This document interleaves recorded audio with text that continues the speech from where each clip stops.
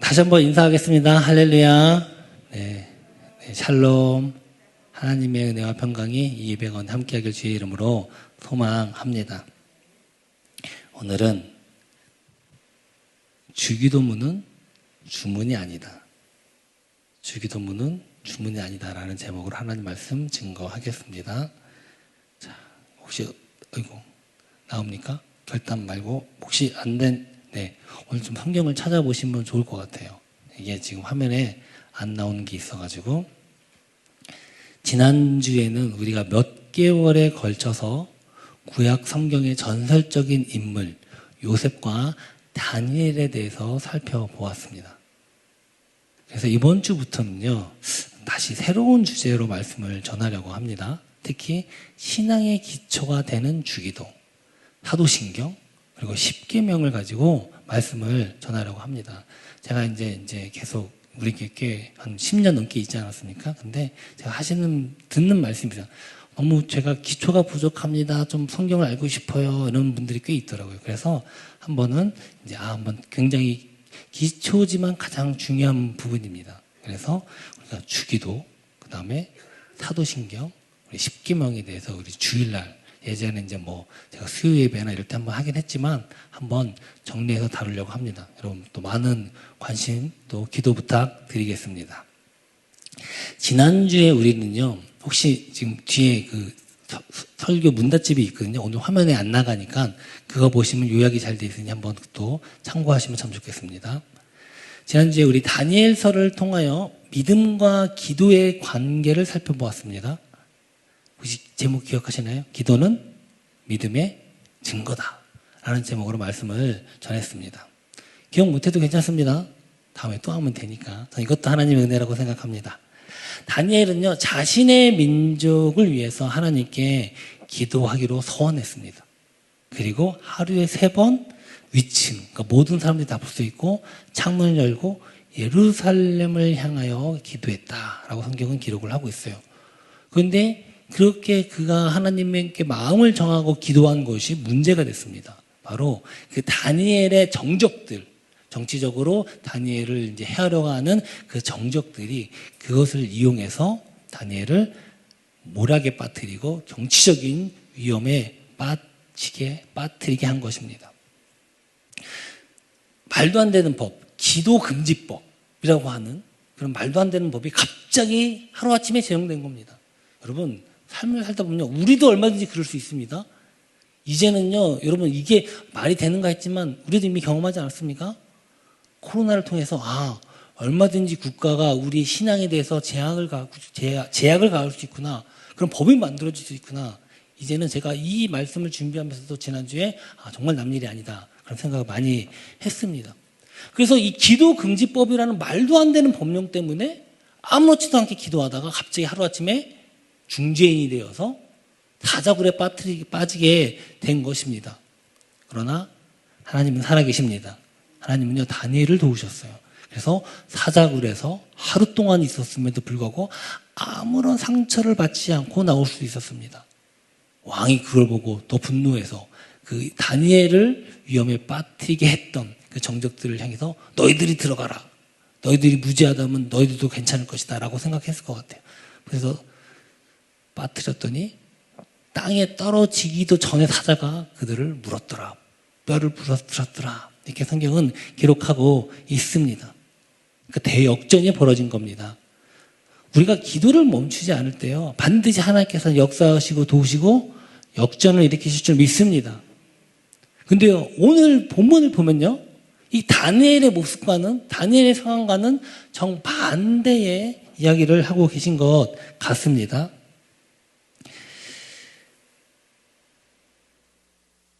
오늘 예수님은요, 기도의 잘못된 모습에 대해서 말씀을 하고 계십니다. 오늘 본문에 보니까 첫 번째, 기도의 잘못된 모습은 무엇인가? 오늘 본문에 보면 예수님께서 당시 유대인들, 그러니까 바리새인과 같은 종교 지도자들이 보이는 잘못된 기도 모습에 대해서 지적을 하고 계십니다. 3가지를 지적하시는데요. 첫 번째는요, 사람들에게 보이지 말라라고 말씀하십니다. 바로 보이기 위해 하는 기도를 하지 말라라고 말씀을 하고 계십니다. 우리 마태복음 6장 5절을 한번 함께 읽어보도록 하겠습니다. 혹시 거기 준비가 되어 있나요? 안 되어 있죠? 네네. 한번 함께 읽겠습니다. 마태복음 6장 5절입니다. 시작. 또 너희는 기도할 때에 외식하는 자와 같이 하지 말라. 그들은 사람에게 보이려고 회당과 큰 거리 어귀에 서서 기도하기를 좋아하느니라. 내가 진실로 너에게 이르노니 그들은 자기 상을 이미 받았느니라. 아멘. 그러면서요, 심지어는 아무도 몰래 은밀한 중에 기도하라고 말씀하십니다. 우리 6장 6절도 한번 읽어볼까요? 너는 기도할 때에 내 골방에 들어가 문을 닫고 은밀한 중에 계시는 내 아버지께 기도하라. 은밀한 중에 모시는 내 아버지께서 갚으시리라. 이거 원래 제가 해갖고 보여드려야 되는데 제가 이거를 올렸다고 생각했는데 이게 안 올라왔더라고요. 그래서 오늘 이해를 부탁드리겠습니다. 근데 어떤 사람은요, 이 성경 구절을 가지고요, 자기 마음대로 해석하는 또 사람이 있습니다. 자기 임의대로. 분명히 예수님께서는 골방에 들어가서 몰래 은밀하게 기도하라고 했는데, 아니 왜 오늘날 교회를 보면 대표 기도가 있고 통성 기도가 있고 새벽 기도 다 같이 모여서 막 기도하고 왜 금요 기도가 있는가? 이거 사람한테 보이려고 기도하는 거 아닌가? 혼자 조용히 묵상하면 되지. 뭐 이렇게 얘기하는 사람도 있습니다. 맞습니까? 틀립니까? 틀립니까? 맞습니까? 그러면 다니엘은 뭐가 되랍니까? 다니엘은 뭐죠? 모든 세상 사람들이 보는 앞에서 기도를 했는데 위층 하루에 3번 창가에 창문을 열고 기도했다고 성경은 이야기하고 있습니다. 그럼 다니엘은 쇼한 것입니까? 물론 아니겠죠. 5절에 보면 예수님께서 사람에게 보이려고 기도하는 자들을 뭐라고 얘기하시느냐? 외식하는 자들이다 라고 예수님은 말씀하고 계십니다. 이 외식이라는 단어는요, 제가 몇 번 이제 이야기를 했지만 헬라어로 히포크리테스라고 하는 그 뜻인데요. 뭐냐? 배우라는 뜻이에요. 고대 이 그리스나 로마에서는요, 이 연극들이 많이 성행했습니다. 배우들이 연극을 하는데 가면을 썼다는 뜻이에요. 그러니까 진짜 모습이 아니고 사람에게 보여지는 가면을 쓰고 연극하는 것을 바로 여기서 외식이라는 단어의 어원입니다. 그러니까 기도가 가면 쓰고 연기하는 거라는 겁니다. 그걸 외식하는 자들이다. 예수님은 그렇게 말씀을 하셨습니다. 근데 한번 생각해 보시면 기도가 어떻게 외식이 될 수 있죠? 기도는 우리가 누구한테 하는 것입니까? 하나님께 하는 겁니다. 할렐루야. 이렇게 조용하시죠? 기도는 하나님께 하는 겁니다. 기도가 하나님께 하는 거면 하나님은요, 우리가 말을 안 해도 아십니다. 우리의 생각과 우리의 모든 것까지도 다 아시는 분이에요. 그렇다면 우리가 거짓으로 하는지 진심으로 하는지 하나님 다 아시지 않지 않습니까? 그런데 어떻게 기도에 외식이라는 말이 붙을 수 있느냐 하는 것입니다. 사랑하는 성도 여러분, 하나님이 들으시는 기도를 할 때는요, 절대로 우리가 외식하는 기도를 할 수가 없어요. 하나님은 어떤 마음으로 어떤 생각을 가지고 우리가 기도하는지를 다 아시기 때문에 그렇습니다. 우리가 막 큰 소리를 하던 큰 소리로 내지 않던 속으로 하던 하나님은요 다 아시는 분이에요. 근데 어떻게 기도가 외식적인 기도가 될 수 있냐 이겁니다. 그건요, 하나님이 받지 않으시는 기도, 하나님이 원치 않은 기도를 하는 것이에요. 대신에 자기가 원하는 기도, 사람들이 원하는 기도, 사람들이 좋아하는 기도, 사람들이 듣고 싶은 기도, 사람들이 보여지는 그 모습, 그것으로 기도할 때 바로 외식적인 기도라는 것입니다. 다니엘은요, 온 세상 천하 만민이 다니엘이 기도하는 모습을 봤습니다. 사람들이 다 봤어요. 그러나 절대로 그것은 외식적인 기도가 아니었습니다. 왜요? 하나님의 원하시는, 바로 하나님의 뜻이 그 안에 있었기 때문에 그렇습니다. 사람에게 보여지는 것보다 더 중요한 건 무엇이냐?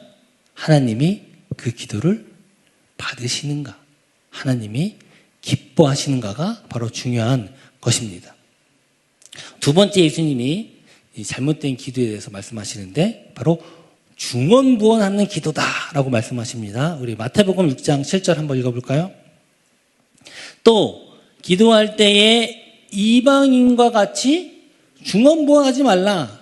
그들은 말을 많이 하여야 들으시는 줄을 생각하느니라. 사실 이것도요, 본질적으로는요, 이 첫 번째와 같은 이유입니다. 하나님께서 기뻐하시는 것과 상관없이, 하나님이 들으시는 것과 상관없이 그저 자기 말을 많이 하고 오래 하는 겁니다. 왜요? 사람들에게 인정받기 위해서, 사람들에게 칭찬받기 위해서. 야, 저 사람들 기도 많이 하는구나. 와, 오래 하네. 바로 그걸 말씀하고 계시는 거예요. 근데 또 가끔 보면요, 이 말을 또 자기 임의대로 해석하는 분들이 있습니다. 야, 나는 정말 딱 필요한 기도만 해.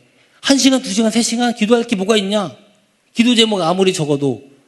여러분 딱 기도할 때 기도 제목만 갖고 기도하면요, 한 100가지 기도 쭉 읽어도요, 10분이면 끝날걸요? 한 문장으로 끝나면 뭐 금방 끝나지 않습니까? 야, 기도 오래 하는 거는 어차피 같은 말 반복하는 중언부언하는 거야. 이렇게 얘기하시는 분들도 있습니다. 그러나 사랑하는 성도 여러분, 이방인과 같이 중언부언하지 말라. 그 이야기는요, 의미 없는 말을 계속 중얼거리지 말라는 겁니다. 그럼 기도가 어떨 때 의미가 없습니까? 기도가 어떨 때 의미가 없죠? 의미가 없죠? 방금 말씀드린 겁니다. 하나님이 들으시지 않는 기도. 우리 기도는 하나님께 드리는 거예요. 근데 하나님이 듣지 않는다면, 하나님이 기뻐하지 아니하신다면 기도의 의미는 결코 있을 수가 없다는 겁니다. 기도를 오래 하고 안 하고가 핵심이 아니에요.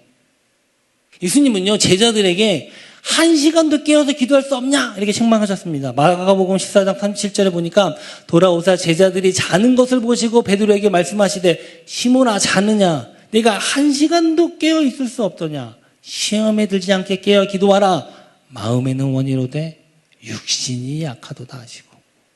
이렇게 예수님은 3번이나 제자들에게 기도하라고 하셨어요. 근데 다 제자들이 1시간은 고사하고 뭐 피곤했겠죠.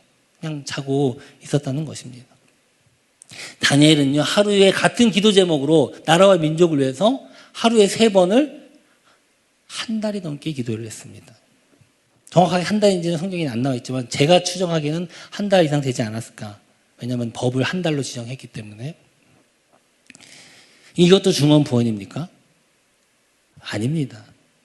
사랑하면요, 더 많이 오래 대화하고 싶은 겁니다. 아닙니까? 그래서 옛날에 여기 경상도 분 계시죠? 부부가 결혼하면 경상도 남자는 딱 3마디 한다고요? 뭐라고 하죠? 네? 밥 묵었나? 그 다음부터 뭐요? 뭐 자자. 또 하나 더 있었는데 기억이 안 납니다. 근데 물론 원래 그분들의 뭐 성품이 사랑하지 않아서 그렇지는 않겠죠. 그러나 사랑하면 사랑할수록요, 더 대화 많이 하고 싶은 겁니다. 더 함께 오래 있고 싶어 하고요, 더 교제하고 싶어 하는 것입니다. 이거 당연한 겁니다. 이게 중언부언입니까? 아니에요. 또 다급하면요, 기도 많이 하게 됩니다. 더 급하면요, 오래 하게 됩니다. 아닙니까? 원래 기도 안 하던 사람도 급하면 금요일 기도 나오고 새벽 기도도 나오고, 그래도 다급하면 금식도 하는 것입니다. 또 그러면서 하나님의 역사를 체험하고 응답 받게 되는 것 아니겠습니까? 잘못된 기도 3번째는요, 바로 먹고 마시는 것을 염려하는 기도다라고 말씀하십니다. 마태복음 6장 8절입니다. 함께 읽어보겠습니다. 그러므로 그들을 본받지 말라. 구하기 전에 너희에게 있어야 할 것을 하나님 너희 아버지께서 아시느니라. 여기서 그들을 본받지 말라라고 얘기하십니다. 그러면 그들의 본받는 거, 그들이 한 것이 무엇이냐? 구체적으로 보면 뒤에 나오는데요. 마태복음 6장 31절, 32절 한번 함께 읽어보겠습니다. 그러므로 염려하여 이르기를 무엇을 먹을까, 무엇을 마실까, 무엇을 입을까 하지 말라. 이는 다 이방인들이 구하는 것이라 너희 하늘 아버지께서 이 모든 것이 너희에게 있어야 할 줄을 아시느니라. 아멘. 제가 질문 하나 하겠습니다. 나 이 중에서 나는 먹고 마시고 입고 자는 문제, 우리가 한마디로 의식주라고 얘기하죠. 우리 생활에 반드시 필요한 겁니다. 의식주. 먹고 자고 입고 자는 문제. 이것에 대해서는 전혀 기도하지 않는다. 난 오직 하나님의 나라와 선교와 복음을 위해서만 기도한다 하는 분 계십니까? 한 분도 없으세요? 한 두세 분 있을 줄 알았는데 한 분도 없으십니까? 네. 다행이네요. 저는 이제 저보다 그러면 저보다 낫습니다 이렇게 칭찬드리려고 했는데 사실 부끄럽게도요. 제가 제 스스로 돌이켜 보면요, 기도할 때요 최소 50%에서 60, 70%는요 다 내 먹고 사는 문제예요. 더 참 신기한 건요, 목사가 되기 전보다 목사가 되고 난 후에 더 먹고 사는 문제를 더 기도 많이 하게 돼요. 참 아이러니하죠. 이렇게 관리비가 많이 나오고 지난달까지 난방비가 많이 나오더니 갑자기 날씨가 더워져가지고 이제 에어컨을 틀어야 되고, 또 저희 지금 막내가 지금 병원에 입원해 있습니다. 그래가지고 그 폐렴이랑 감기 때문에 있는데 또 와이프가 가니까 참 병원비 걱정, 그냥 삶 자체가 항상 기도를 해야 되는 삶이더라고요. 근데 제가 목사가 되기 전에는요 오히려 이랬습니다. 야, 뭐하러 기도 이렇게 오래 하냐? 딱 진짜 중요한 기도만 딱 하면 되지. 나라와 민족을 위해, 복음을 위해, 선교를 위해, 사명을 위해 기도하면 되지. 그거 제가 그렇게 막 얘기를 하고 다녔습니다. 그래서 뭐 하루에 3시간, 2시간 막 많게 하시는 분들 뭐 한두 시간 그냥 하시잖아요. 막 방언기도 하고. 저도 그거보다 중언부언 아닌가? 그리고 혼자 몰래서 기도해야지? 그런 생각을 했었습니다. 근데 문제가 뭔지 아십니까? 그렇게 말하는 제 자신이 한 달에 1시간은 고사하고 30분도 기도 안 해요. 현실이 그렇다는 겁니다. 지금 매일매일 기도합니다. 기도 안 하면 살 수가 없어요. 물론 뭐 제가 목회자니까 뭐 새벽기도 나오고 물론은 어쩔 수 기도 안 하고 싶어도 할 수밖에 없는 현실도 있지만, 그뿐만 아니라 그냥 우리의 삶의 모든 것을 하나님께 아뢰할 수밖에 없는 상황이 있다는 것입니다. 그럼 예수님의 이 말씀은 도대체 뭡니까? 무엇을 먹을까? 무엇을 입을까? 무엇을 마실까? 그것을 위해 기도하지 마라. 이거 다 이방인들이 구하는 것이다. 사랑하는 성도 여러분, 우리 하나님은요, 우리의 필요한 모든 것을 아시는 분이십니다. 모든 것을 아시고 우리의 모든 것을 책임져 주시는 분이십니다. 그런데요, 매일 이것만 놓고 기도한다는 겁니다. 매일 이것만 먹고 반복해서 기도해요. 그럼 뭘 의미합니까? 바로 그 전지전능하신 하나님, 우리를 입히시고 먹이시는 하나님 아버지를 믿지 못한다는 겁니다. 믿지 못하니까 매일 똑같은 그것만 기도하는 거죠. 그래서 하나님을 알지 못하는 이방인과 다를 바가 없다. 이거를 구하지 말라는 게 아닙니다. 우리는요, 갈급하면 다급하면 급하면 구할 수밖에 없어요. 근데 그것만 구하는 겁니다. 때로는 마음이 급하고 아쉬우니까 우리가 얼마든지 하나님께 부르주실 수 있는 거 아닙니까? 예수님은요, 분명히 뭐라고 말씀하셨습니까? 구하라. 그러면 주실 것이요. 마태복음 7장 7절입니다. 항상 기도하면 낙심치 말라. 누가복음 18장 1절입니다. 한나는요, 임신 못하는 그 마음이 너무 상해가지고 기도했는데 어떻게 기도했습니까? 술 취한 것처럼. 술 취한 거 오해받는 것처럼 기도했어요. 히스기야는요, 자신의 병을 고쳐달라고 벽을 향해 심히 통곡했더라. 그 기도를 우리 주님께서 들으신 줄 믿습니다. 한나는 사무엘이라고 하는 위대한 선지자가 나왔고요. 히스기야는 그 병이 고쳐지고 생명의 삶이 15년이나 더 연장되었습니다. 이스라엘 백성들도 광야에서 물이 없다고 하나님께 구하니 반석으로 물을 내어주시고, 고기가 먹고 싶다고 구하니 메추라기 때에 와서 배 터지게 질리게 고기를 먹었다. 성경은 이야기하고 있습니다. 이거 다 육신의 문제 아닙니까? 하나님께서는요, 우리 육신의 문제 분명히 응답하시고 들어주신다는 것입니다. 아마 제가 여기까지 한 설교를 들으면 아마 이런 궁금증이 생기신 분이 계실지 모르겠어요. 아니, 도대체 저 양반이 무슨 소리를 하려고, 저 결론이 뭐야? 뭐 은밀히 기도를 하라는 거야, 말라는 거야? 기도를 반복해서 오래 하라는 거야, 말라는 거야?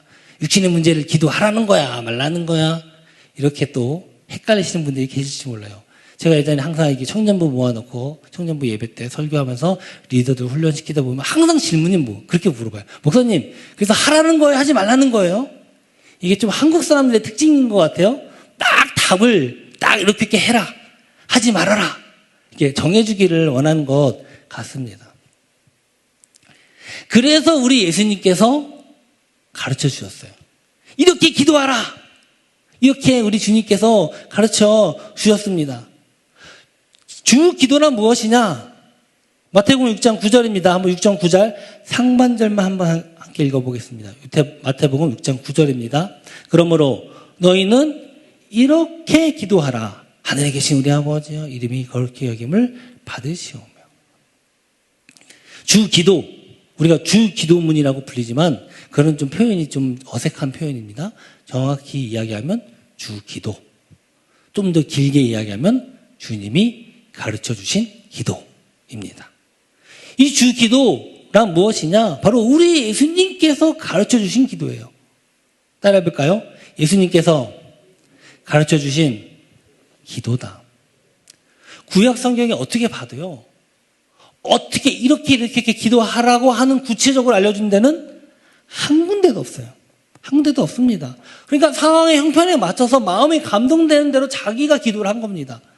선지자들은 분명히 하나님의 뜻을 우리에게 선지자에게 주셨기 때문에요. 분명히 그 하나님의 뜻을 구했어요. 선지자들은. 근데 선지자가 아닌 사람들은 또 그 당시에 성경을 쉽게 볼 수 있습니까? 아니요. 당시의 성경은요. 지금 집값보다 훨씬 비싼 그런 성경이었습니다. 아무나 못 봐요. 그렇기 때문에 기도를 어떻게 하느냐? 그냥 자기의 상황과 형편에 맞춰서 자기가 감동된 대로 기도하면 그것이 그냥 기도였고 그게 하나님께 상달되기만 바랬던 겁니다. 그러다 보니까요. 때로는 하나님의 뜻이 아닌데도 야 하나님께서 이렇게 하셨다 이렇게 해석하는 사람들이 참 많았습니다. 대표적인 사람이 누굽니까? 사울왕. 새벽에 보면요.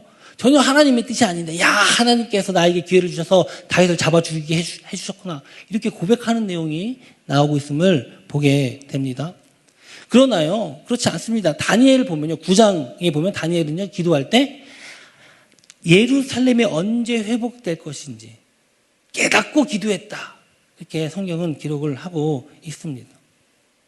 그런데 그러지 못한 사람은요 자기 임의대로 기도를 할 수밖에 없었다는 것입니다.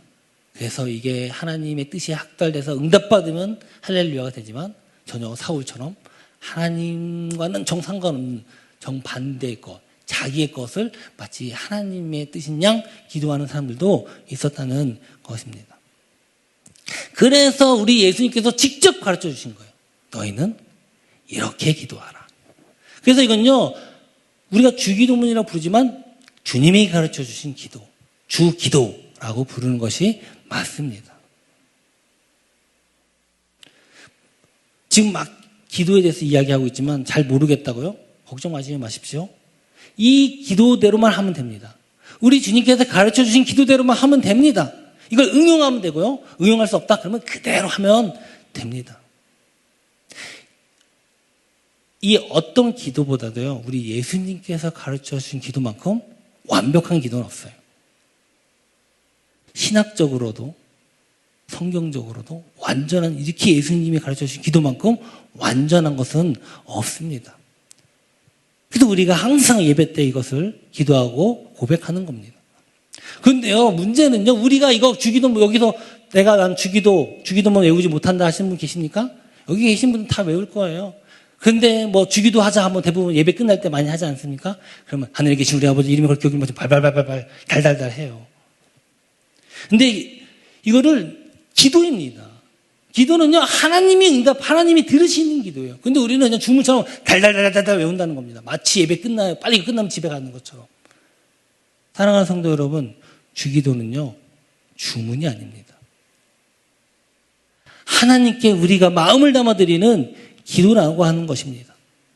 그런데도 우리는 자꾸 이거를 달달달달 외우는 거, 빨리 하는 걸로만 생각을 한다는 것입니다. 지금 계속 이야기하고 있지만 기도는 무엇이냐? 하나님께서 들으시고 응답하셔야 의미가 있는 겁니다. 그 응답에는 무응답도 있습니다, 여러분. 우리가 생각하는 응답이 하나님의 기준과는 좀 다른 걸 여러분 이해하십시오. 그러나 하나님이 들으시지 않는 기도는 의미가 없다는 겁니다. 그런데 우리가 아무런 뜻도 없이 그냥 달달달달 주문처럼 외우는 그 기도를 과연 하나님이 기뻐 받으시겠냐는 것입니다. 이게 하나님께 드리는 기도는요, 우리의 믿음과 소망과 사랑을 간절히 담아서 기도를 드리는 것입니다. 그게 바로 주기도예요. 여러분, 주기도할 때 단어 하나하나, 문장 하나하나 생각해 보시고 그 마음을 담아서 한번 기도해 보시길 주의 이름으로 소망합니다. 반드시 하나님께서 놀라운 은혜 여러분에게 보여주시고 그대로 응답하실 줄 믿습니다. 이 두 번째, 주기도란 무엇이냐? 믿음의 고백이에요. 앞으로 이제 계속 살펴볼 겁니다. 다음 주부터 계속. 주기도는요, 철저한 하나님을 온 우주 만물을 창조하시고 우리를 구원하신 전능자 하나님이심을 절대로 믿는 신앙에 기초한 기도입니다. 그렇기 때문에 철저한 믿음의 고백 없이는요, 진정한 기도가 될 수 없어요. 불신자들이 위급할 때 이렇게 막 하죠. 막 진짜 급하면 뭐 부처님, 용왕님, 천지신명님 막 얘기해요. 그렇죠? 하나님도 막 찾겠죠. 말라도 찾고. 그렇게 막 찾는 신이 아닙니다. 이 주기도는요, 철저한 믿음의 고백 없이는요, 참된 기도가 될 수 없습니다. 우리는 항상 익숙하죠. 하늘에 계신 우리 아버지. 아버지 이름을 거룩히 여김을 받으시며, 나중에 알겠지만 이게 얼마나 큰 뜻인지는 나중에 알려드릴 겁니다. 근데요, 이 믿음의 고백이 없으면요, 딱 첫 문장부터 걸립니다. 하늘에 계신 우리 아버지? 왜 하나님이 우리 아버지야? 이거 걸린다니까. 고백 못해요. 하늘에 계신 우리 아버지 여기 계신데? 왜, 또 어떤 사람은 왜 신이 인간의 아버지인가? 신은 인간하고 다른데? 뭐 이런 여러 가지 질문부터 해서 이거, 우리가 고백할 수 있는 거는 우리 신앙의 고백이 있기 때문에 이것이 기도가 되는 것입니다. 절대로 우리가 온전히 신앙을 고백하지 않군요. 이 기도가 될 수 없습니다. 하늘에 계시, 왜 하늘에 계시지? 하나님은 편한 데 있고 우리는 땅에서 고생하라는 거 구경만 하고 계신가? 이렇게 반문을 푼 분들도 계시더라고요. 주기도는요, 철저한 우리의 신앙의 고백 위에서 우리가 기도가 되어져야 합니다. 세 번째 주기도란 무엇이냐? 바로 우리 신앙의 지침서가 됩니다. 주기도는요, 어떤 비유나 모호함이 없이 분명하고도 직접적으로 우리 예수님께서 가르쳐 주신 기도예요. 성경의 여러 곳에 보면요, 예수님이 비유가 아니면 말씀하시지 아니하셨다라고 성경을 기록하고 있거든요. 근데 이 주기도만큼은요, 정확한 문장으로 예수님이 가르쳐주고 계신다는 것입니다. 그건 무엇이냐? 우리 믿는 사람은요, 이 신앙, 이 주기도 자체가 우리의 신앙 생활 그 자체가 돼야 돼요. 신앙의 그 지침서가 돼야 한다는 것입니다. 어려운 게 없어요. 그 주기도만큼 우리가 그대로 바라면서 기도하고 생활하면요, 그냥 그 자체가 하나님이 너무 기뻐하시는 신앙생활이 된다는 것입니다. 우리가 이 주 기도만큼만 신앙생활하고 고백하면요, 그 어떠한 가르침, 어떠한 신앙 훈련보다 완벽하고 온전해집니다. 그러니까 우리가 매일 말씀을, 이 주기도를 고백하고 예배 때마다 모임 때마다 우리가 이것을 고백하는 겁니다.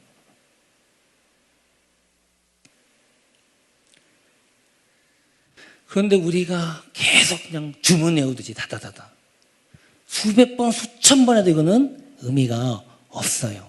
한 단어, 한 문장, 마음을 담아, 의지를 담아 믿음으로 고백하고 기도하기를 원합니다.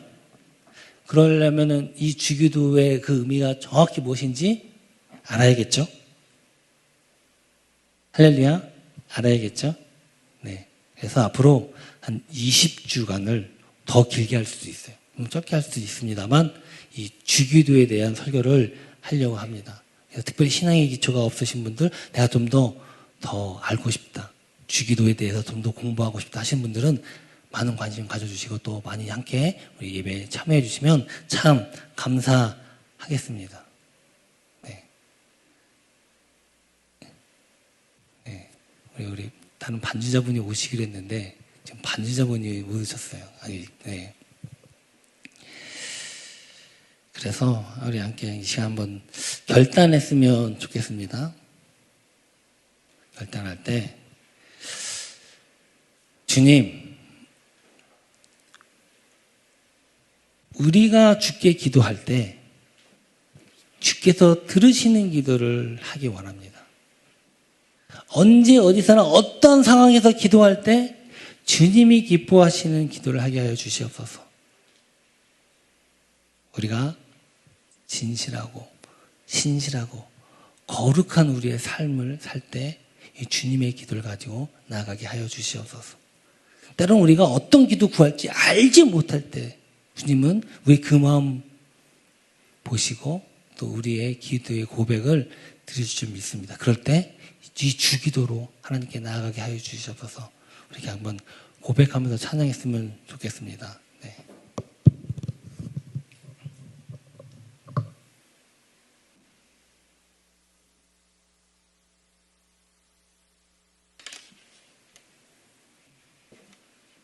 네, 한번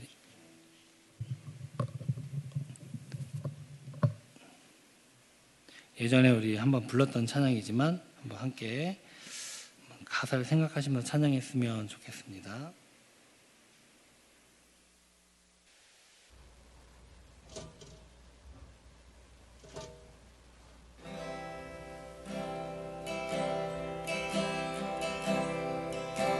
신실하게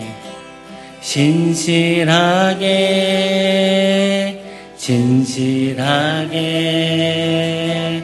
거룩하게 살게 하소서.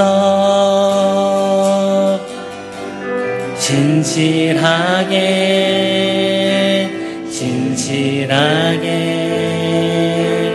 거룩하게 살게 하소서. 다시 한번 고백할까요? 신실하게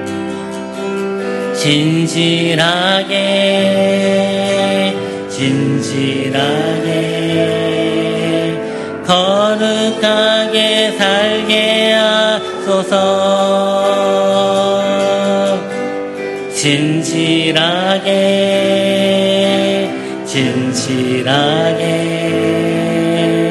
거룩하게 살게 하소서. 하나님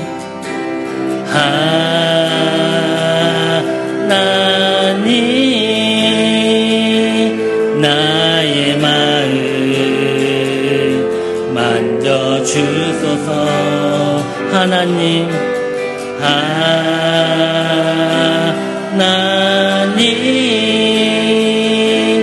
나의 영혼 새롭게 다시 한번 처음부터 고백하겠습니다. 신실하게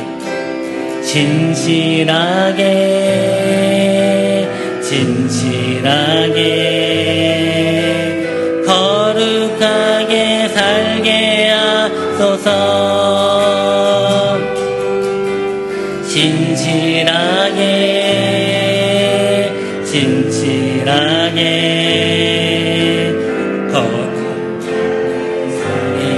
하나님 나의 기도를 들어주소서.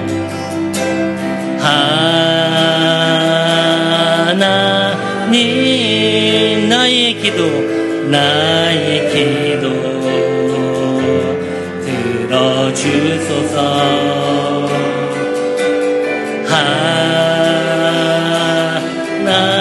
하나님 주의 길로 인도하소서. 하나님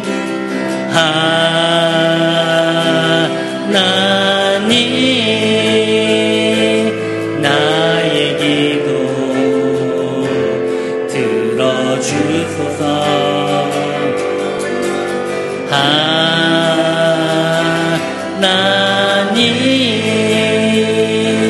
주의 길로 인도하소서.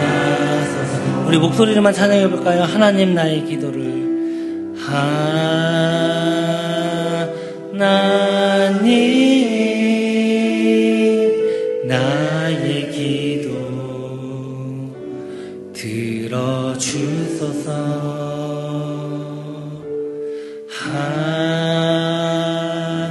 하나님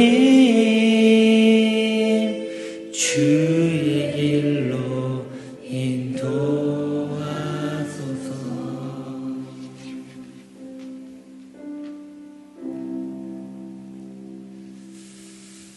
주님, 정말 우리가 기도할 때 주님께서 들으시는 기도를 하기 원합니다. 정말 우리가 언제 어떤 상황 가운데서도 기도할 때 주님이 들으시고 주님이 기뻐하시는 그런 기도를 우리가 하게 하여 주시옵소서. 우리 그것을 왜 우리 주님께서 우리에게 기도를 가르쳐 주셨으면 너희는 이렇게 기도하라. 주님, 그 주님이 가르쳐 주신 기도를 우리가 소중히 여기기 원합니다. 우리의 신앙의 고백이 되기 원합니다. 우리의 생활의 지침이 되기 원합니다. 그 주님이 가르쳐 주신 기도를 우리의 마음에 품고 날마다 그 기도함으로 주 앞에 나아가게 하여 주시옵소서. 그 기도 가운데 주의 은혜를 부어 주시옵소서. 아버지 하나님, 우리의 삶 가운데 하나님의 은혜가 이 기도를 통해서 상달되게 하여 주시옵소서. 주님 붙잡아 주시고, 우리가 앞으로 이 주님의 기도에 대해서 함께 말씀을 또 배우고 더 우리가 하나님께 나아가기 원합니다. 그 기도 가운데 은혜를 베풀어 주시고, 주의 말씀 가운데 은혜를 베풀어 주시고, 깨닫는 은혜와 순종의 믿음을 더하여 주시옵소서. 지금은 우리가 주님 앞에 나올 때에 빈손으로 들어오지 아니하고 정말 주님 주신 은혜가 감사하여서 우리가 주 앞에 예물을 드립니다. 우리가 드린 이 예물 주님께 함께 하시고 11조 주정헌금, 감사헌금, 성교헌금, 구제헌금 주님 기뻐 받아 주시옵소서. 또한 지금 이 시간 가운데 함께 우리 예배를 드리고 있는 우리 유초등부, 유치부, 또 우리 학생부, 정말 우리 미래 세대를 위해서 오늘 또 총동원 주일이라고 하는 큰 우리 목표를 가지고 함께 예배를 드렸습니다. 예배를 드리고 있습니다. 그 예배가 주의 은혜를 부어주시고 주님의 사랑을 알게 하여 주시옵소서. 주님, 우리가 기도한 거, 때는 우리가 알지 못하면서 구한 것까지도 주님께서 또 우리가 고백하지 못한 것도 우리의 상황과 형편을 아시는 주님, 우리 기도를 들으시고 응답하실 줄 믿습니다. 우리의 헌금을 기뻐 받으시고 우리 예배를 기뻐 받아 주시옵소서. 지금은 우리 주 예수 그리스도의 십자가의 은혜와 성령의 교통하심과 우리 하나님의 은혜가 정말로 날마다 주님께 더 나아가기 원하며 주님이 가르쳐 주신 그 기도를 내 마음의 고백으로, 나의 신앙의 고백이요, 나의 생활의 지침으로 삼고 주님이 가르쳐 주신 기도로 함께 항상 주 앞에 나아가기 원하는 이곳에 예배하는 모든 성도들과 우리 영상으로 예배하는 모든 이들 가운데 지금부터 영원히 함께 있을지어다. 아멘.